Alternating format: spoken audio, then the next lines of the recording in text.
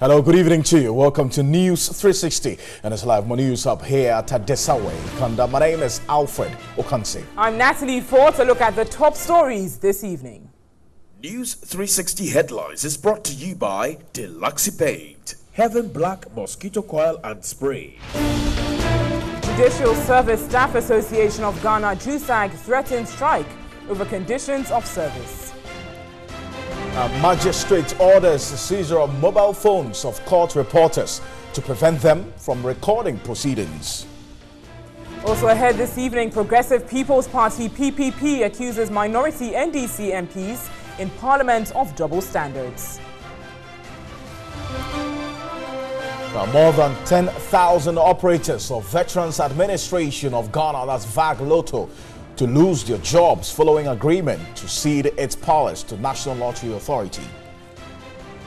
And on the international front this evening, Ethiopia's Prime Minister Abiy Ahmed accuses the country's security institutions of carrying out acts of terrorism.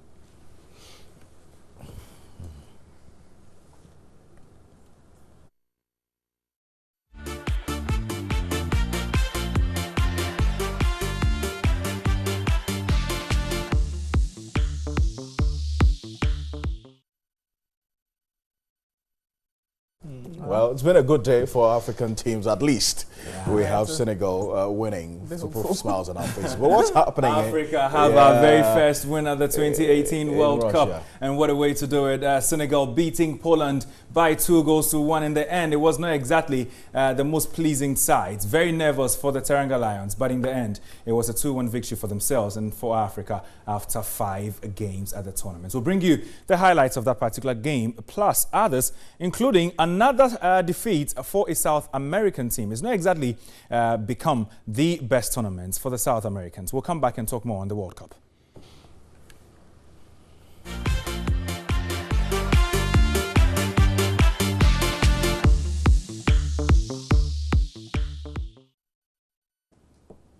Well, let's now get into our main news this evening here on News 360, as the Judicial Service Staff Association of Ghana has threatened that its members will go on strike if the government fails to immediately address all outstanding issues pertaining to their conditions of service. The JUSAG President Alex Nate urged governments to stop paying lip service to the needs of the judicial service and asked for the immediate payment of fuel allowance of staff of the judiciary from 2016 to date. The president of the Judicial Service Staff Association of Ghana, Alex Nate, who gave the hint, said that if government failed to heed the association's appeal for improved conditions of service, members of the association would have no choice but to resort to industrial action. Alex Nate said the government had over the years consistently starved the judiciary and violated constitutional provisions that prevented it from varying the budgetary needs of the judicial service. He said even before the judicial service could submit its budget this year, the government had gone ahead to place a ceiling on the budget, above which no proposal was going to be accepted. He also urged the government to increase the current 30% internally generated funds, IGFs, retained by the judicial service to 80% to give the service enough resource to enhance justice delivery. So as to stay with the courts, and the magistrates responsible for the adjudication of the committal proceedings of the chief executive officer of the Obengfo Hospital today ordered the seizure of mobile phones belonging to journalists who were in court to report on the case. Now, the magistrate, Her Worship Ifua Saki, before the court proceedings and hearings, ordered her court warrant officer to seize the mobile phones of all journalists in her court before she commences with the case. The magistrate, after the order, said her action was to prevent the journalists from recording proceedings. At the last court sitting, she ordered journalists to report to the registrar to seek clearance before entering her court. Court correspondents for the publisher newspaper, Accra FM, Ghanaian Times and EIB Network had their phones seized by the court warrant officer for nearly 1 hour. The affected journalists expressed their dismay after the proceedings. They indicated the decision and subsequent orders are completely alien to them as court reporters. In the substantive case, police prosecutors told the magistrate they have obtained a full medical report on the accused person and submitted same to the court. They also indicated to the court investigations are ongoing into the circumstances that led to the death of the former Deputy Director of the National Entrepreneurship and Innovation Program, Stacey Ofedakon, at the Obinfo Hospital, and the role the suspect played in the whole incident. The court subsequently adjourned the case to July 3. On some other news this evening, one person has been reported missing while 2 others were rescued at Teshi Demo in Accra after the vehicle in which they were traveling was washed away by floodwaters on Monday. Here's a report by Bridget Marty. The occupants were in a Hyundai Accent saloon car with registration number GY2291-13. The police and officials of NADMO were present at the scene. 2 were rescued before even the car was carried away. But the one who was driving was the lady who was drowned. She also, in an attempt to come out, jumped and then fell, slipped and fell into the water, and she was carried away.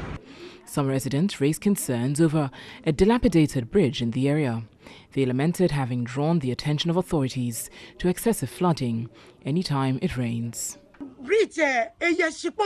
The bridge is down. When it rains, the drains do not flow. The bridge has to be reconstructed. Whenever it rains, the area gets flooded, the gutters get choked, and we are unable to enter our homes. We are pleading with government to come to our aid. Now, the Ghana Meteorological Agency wants the media to attach urgency to weather notifications. Head of forecasting session Joseph Portofey said the agency issued a weather warning prior to Monday's downpour, which most of them missed due to late notification. Meanwhile, another downpour is expected on Wednesday, June 20. The downpour on Monday, June 18, rendered parts of the capital flooded. Affected residents in the flood-prone areas were helpless.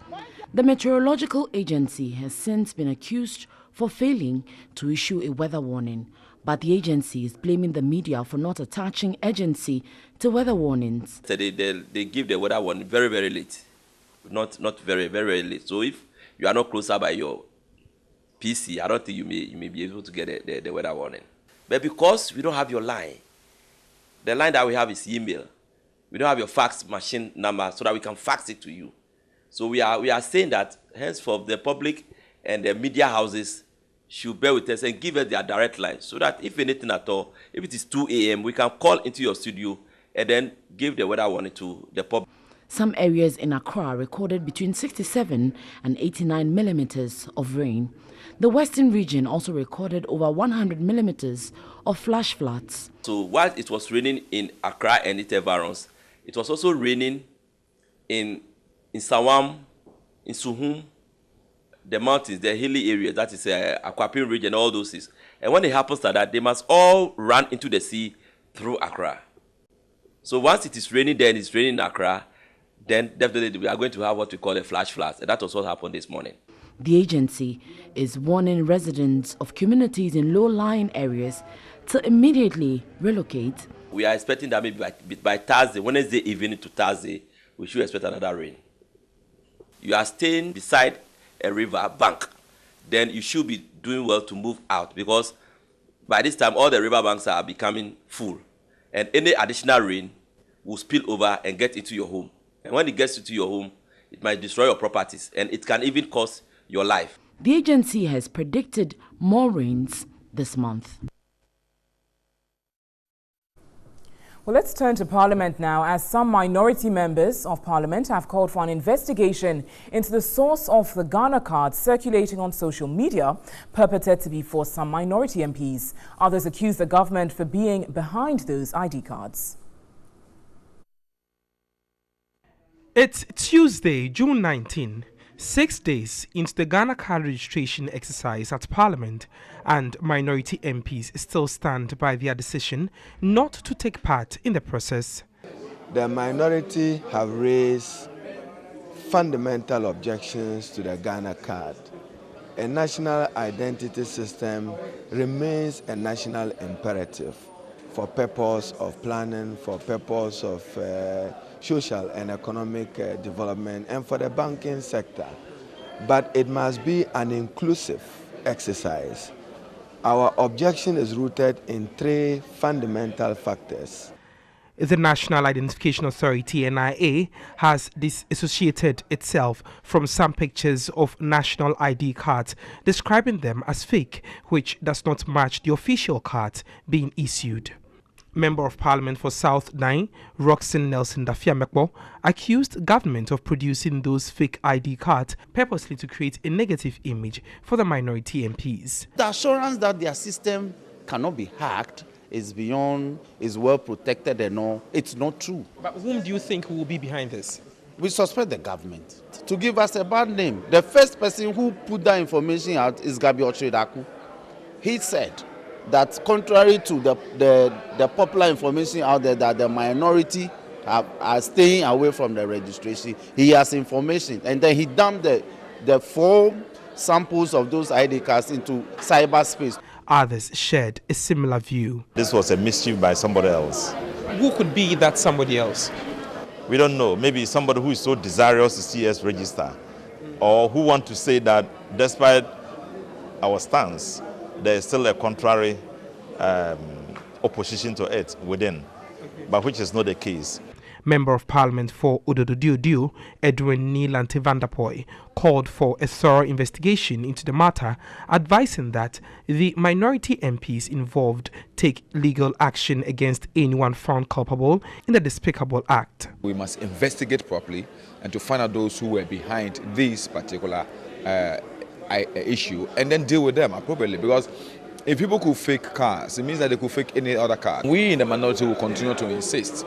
And those people whose cars were produced and put outside, I think it will be the appropriate thing for them to do is to try and see where those cars are coming from and take the appropriate legal action against those people.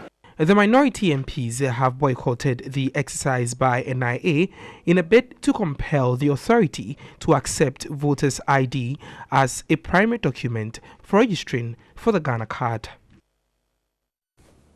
National Identification Authority has indicated its willingness to investigate the circumstances under these fake cards were produced. But the Progressive People's Party has expressed disappointment over the NDC MP's boycott of the registration of the Ghana card. Now, the party argues the opposition MPs cannot participate in passing the NIA law and turn around to fault it. Parliament in 2017 passed the National Identity Register Amendment Act 2017, Act 950, which was gazetted on December 6, 2017, after receiving presidential assent on December 4, 2017. By virtue of the amendment, the identity document that would be required for the purpose of registering for and obtaining the Ghana card are birth certificate, a valid passport, a valid residence permit, a valid certificate of acquired citizenship, and any other information as might be required by the NIA.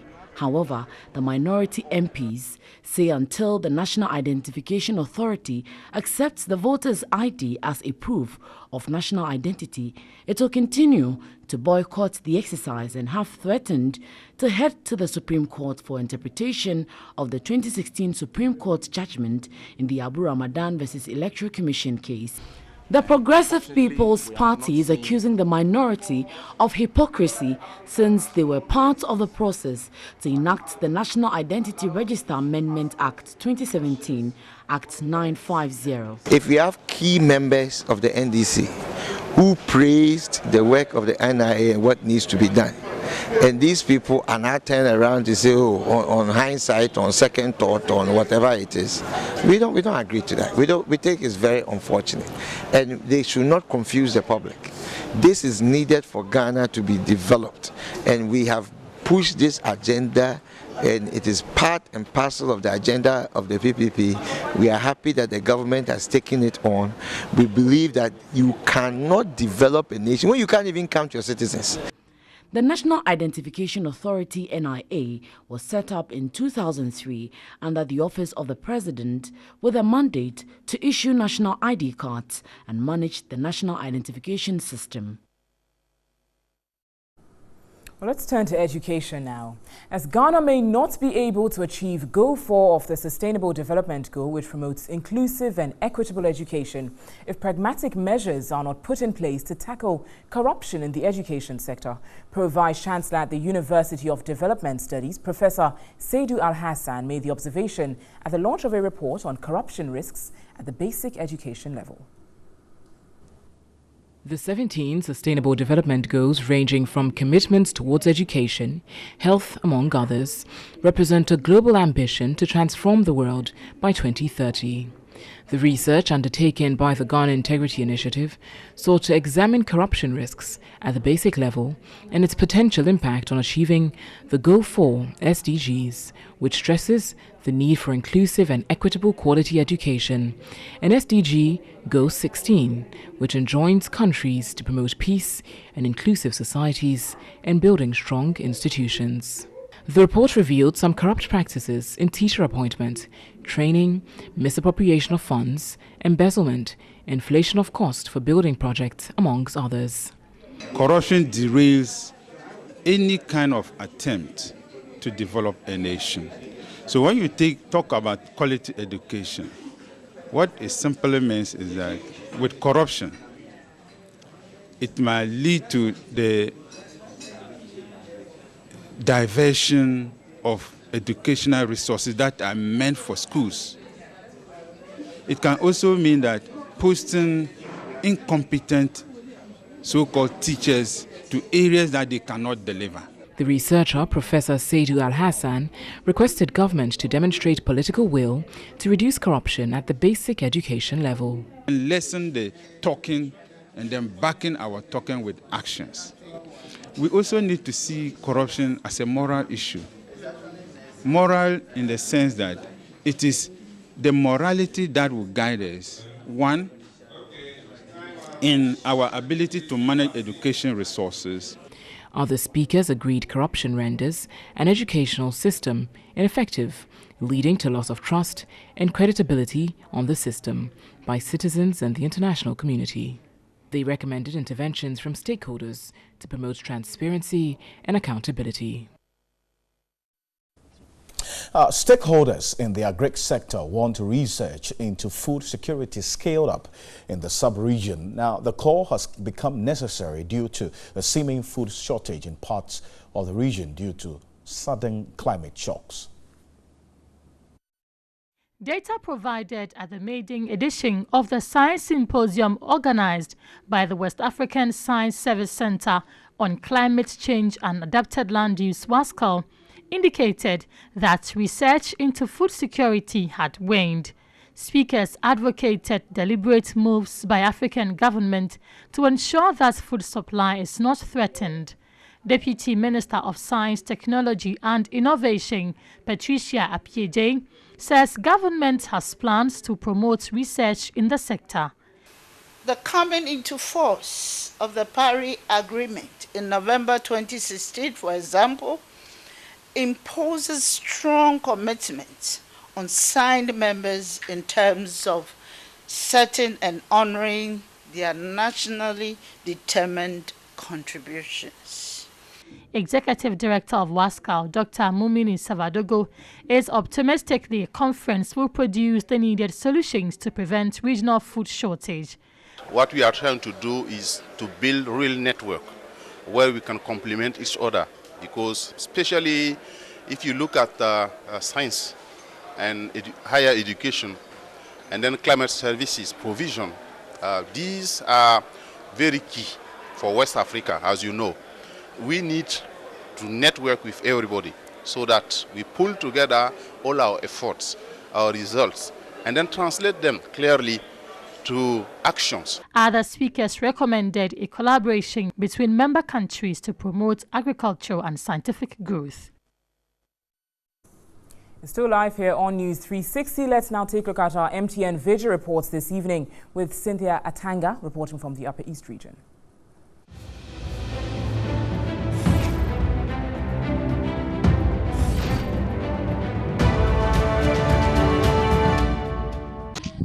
This is is Azudone Primary School in Sirgu Basengo, Kasnana Kana West District.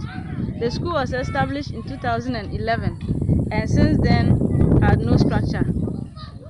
The staff has decided to use one room of a toilet, which was built by World Vision as their office to keep their materials and other things. In case of any emergency rain, the children are pushed into the toilet rooms for safety. The community appeals to government and other stakeholders to help them. This is Atanga Cynthia, reporting from Basengo, Sirgu in Upper East Region.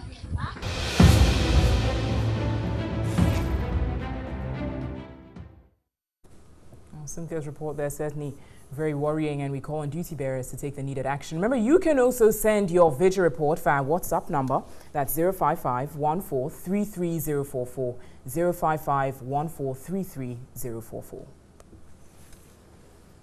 So live on News360, back shortly with some business news. Do stay.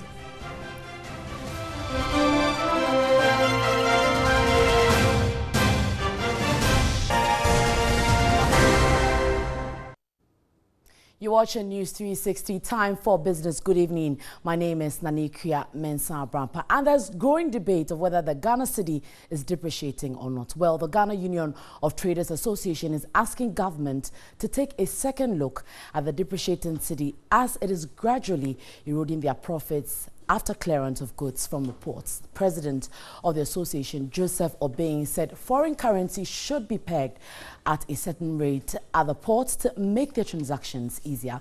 The president of the association was speaking during an interaction with a team from the finance ministry. The finance minister, Ken Ofori-Atta, together with his team, met with traders to address some of the concerns in their line of business and within the association. Ken Ofori-Atta outlined some achievements of government in the past 2 years in contributing to create an enabling business environment. We are still within the band of a reasonably stable currency. And then, as you know, with regards to interest rates, that has been coming down. It certainly has not been going up. The banks are still seem to be finding some difficulty in reducing the rates to the levels that I think traders and most manufacturers will want. And we need to find a way to encourage that to come down a little.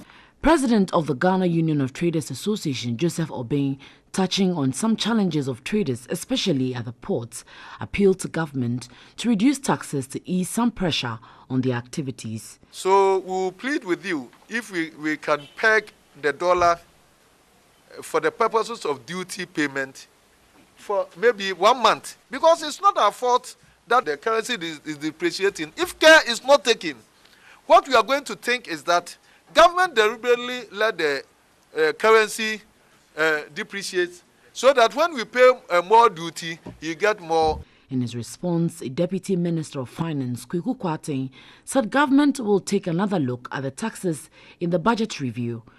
The conversation going on in government right now is how we make customs revenue as low as possible and recover our taxes in consumption. And that is what you see in many developed economies. Government is having that conversation, and I'm sure in due course we will have a clear policy on that. Finance Minister Ken Ofori-Atta assured the traders of working hand in hand to help them expand their businesses to contribute to revenue generation. And First Fund, a money market mutual fund scheme operated by First Bank Financial Services, closed the year 2017 with an annualized year-to-date return of 28.33%, outperforming all other mutual funds and government treasury bills. Similarly, its equity mutual fund scheme, Heritage Fund, ended the year 2017 posting a year-to-date return of 41.52%. First Fund asset under management increased by over 79% to 136 million cedis from 76.4 million cedis in 2016. The fund remained the #1 money market mutual fund in the country, posting an annualized return of 28.33%. The price of the fund also edged upwards to close the year at 0.7592 pesos, representing a 28% change for the year. In 2017, a lot more investors signed onto the fund, increasing the clientele base by 30% to 19,134 from 14,777 in 2016. We are poised to delivering consistently good returns this year in all the key drivers of the fund. At its annual general meeting in Accra, shareholders passed a special resolution to waiver the upfront load charges for all institutional clients without regard to a minimum amount of deposit. We have a very strong team in place, and they are able to select the right sectors, they are able to select the right issuers, and they are able to get the right securities and appropriate maturities.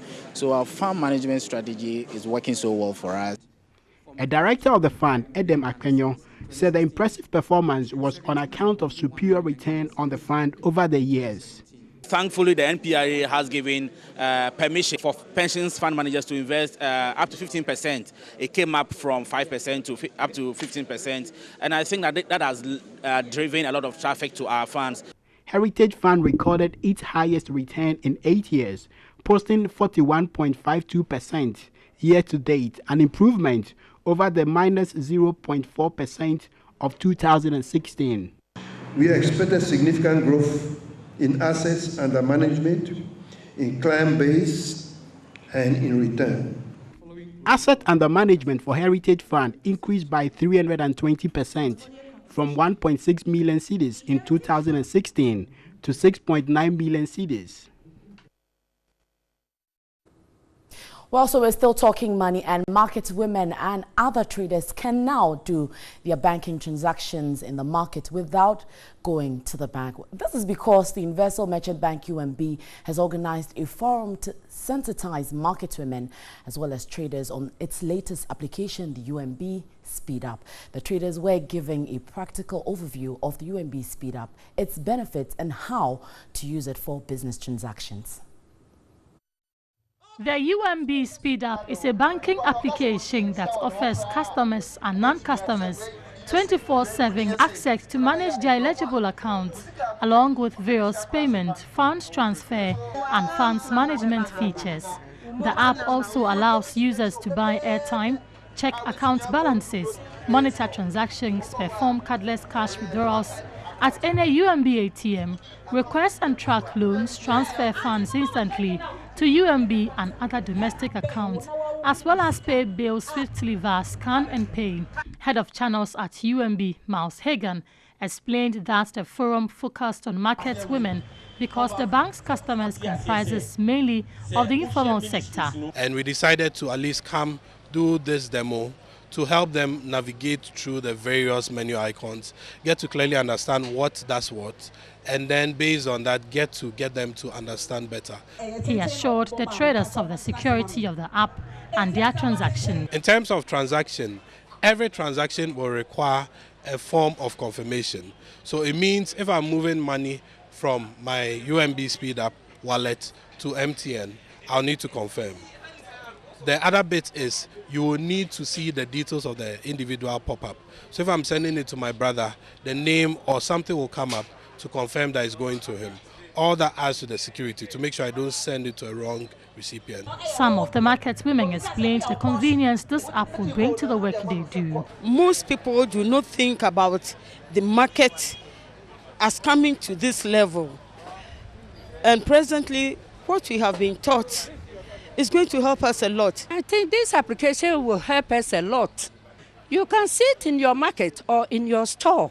Through this application, you can make a savings, you can withdraw, you can do everything. The app has a USSD code which has been made available for non-smartphone users to ensure that the financial inclusion objective of the bank is fulfilled.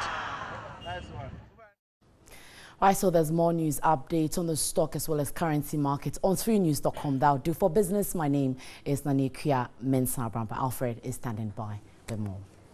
All right, thank you, Nanekia. Now let's go to the Eastern region. Now, the Eastern Regional House of Chiefs has paid a courtesy call on Media General to express their gratitude to the company for partnering them for the upcoming Eastern Star Awards. The chiefs called on other corporate bodies to follow the example of Media General to promote the Ghanaian culture.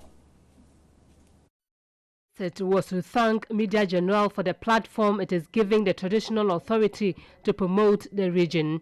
Spokesperson for the chiefs, Nana Yabwedu IV, said the partnership with Media General will go a long way to revive interest in chieftaincy issues in the country. He said the Eastern Star Awards, which Media General will be sponsoring, is aimed at recognizing Ghanaians who have played crucial roles in promoting the region. Ghanaian and African culture, we always tend to honor the dead. And this, we want to change it so that from now, if you are living and you have impact in the society, we try to recognize you. General Manager for Radio, Francis Doku, said the company is happy to be affiliated to the event. He emphasized MG's commitment to promoting Ghanaian culture. People need to hear what their chiefs say in their own language. The Eastern region has several languages, but of course Akan dominates. And so we felt that we would partner with them and make the programs well known beyond just the Eastern region and even beyond Ghana. So we think that so far we've done what we have to do, and up to this point we'll let people know about it. But we still feel that we would continue to the very end. The Eastern Star Awards will be held in September this year. Well, you're watching News 360 from the News Hub here at Adisa Wake, and we've got some more news coming up for you shortly. Stay with us.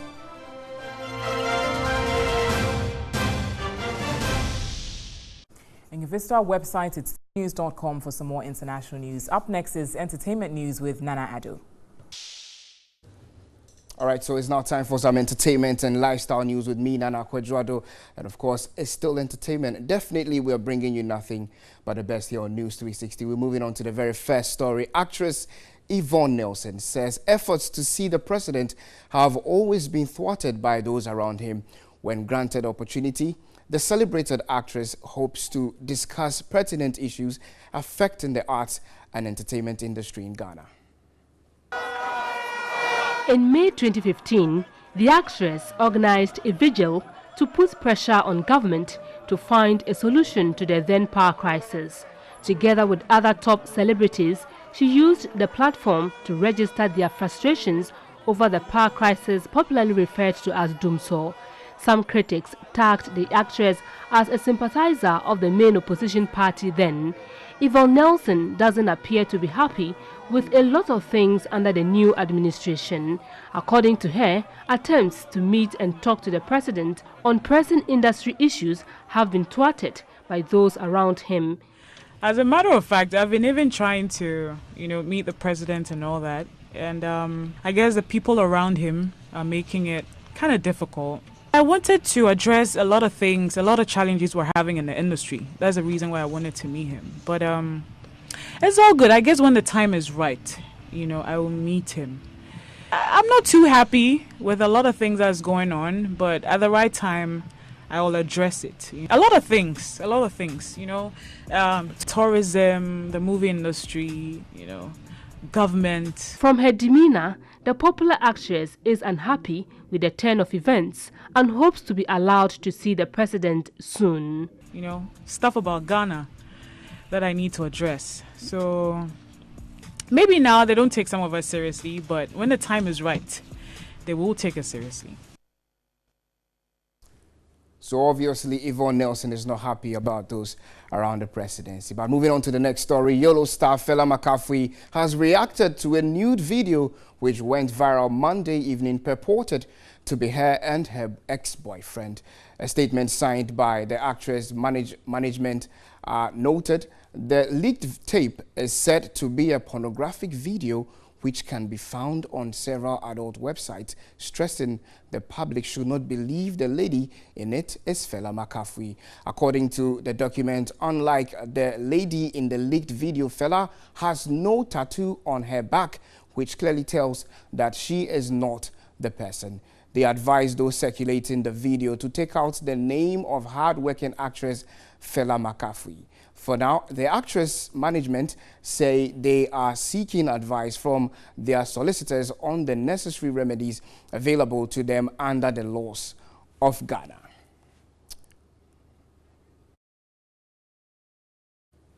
So moving on to the final story, Ghanaian musician Nati Borax thinks government's commitment to fight against corruption will be an exercise in futility without support from Ghanaians. His latest single, Abankawa, dedicated to fight against corruption, was inspired by the president's call on Ghanaians to be citizens and not spectators.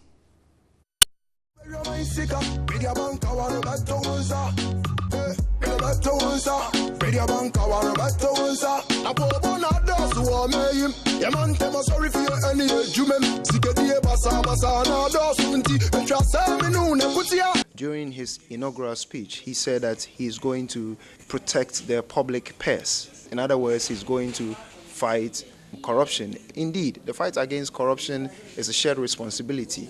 It's not one man thing. It doesn't rely solely on his shoulders to fight corruption. And so I asked myself, what can I do as a musician, as a citizen of this country, to help him fight corruption? The single was inspired by the growing list of corruption cases. Borax considers the production of the patriotic song as his special contribution to the president's anti-corruption campaign. Yeah, there are equally good songs out there that I have it in my repertoire to come out with, okay? Commercial songs that could actually, be commercialized and give me some returns. But I said to myself, it shouldn't be only about party songs, love song all the time. I need to be patriotic. I need to support my country, my beloved country. The gifted musician believes more of such patriotic songs will change condemnable attitudes and help build a better Ghana. The singer, however, expressed disappointment in the office of the special prosecutor, noting the office totally ignored a special invitation to grace the launch of the project. And I've written to your office to invite you to come and grace such an occasion, and you're unable to turn up, probably because of your busy schedule. You could have also appointed or delegate somebody to come, on your behalf, but nothing of that sort. After persistent follow-ups, all to no avail. Okay, so that was Nati Borax, and we hope he's back, and he's back for good in the entertainment industry. My name is Nana Kwadjado, and that's about it for the news tonight on News 360, and handing over back to Natalie and Alfred. Yeah, it's good to sing about corruption, but I want to say thank you so much. On behalf of the rest of the team, we're grateful. My name is Alfred Okanse. I'm Natalie Forbes. Visit our website. It's 3news.com for some more news, and news at 10. We'll simulcast on our sister station. That's 3FM 92.7. Thanks so much for watching. Enjoy the rest of your evening.